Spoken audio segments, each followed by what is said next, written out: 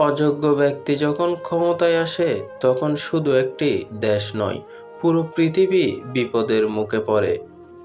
কারণ ক্ষমতা মানে শুধু শক্তি নয়, এর সাথে জড়িয়ে থাকে দায়িত্ব, বুদ্ধি আর দূরদর্শিতা। কিন্তু যখন সেই ক্ষমতা চলে যায় ভুল মানুষের হাতে, তখন সিদ্ধান্তগুলো হয়ে যায় আবেগে ভরা আর ভুলে পরিপূর্ণ। একটি ভুল সিদ্ধান্তই লাখো মানুষের জীবনকে অন্ধকারে ঠেলে দিতে পারে।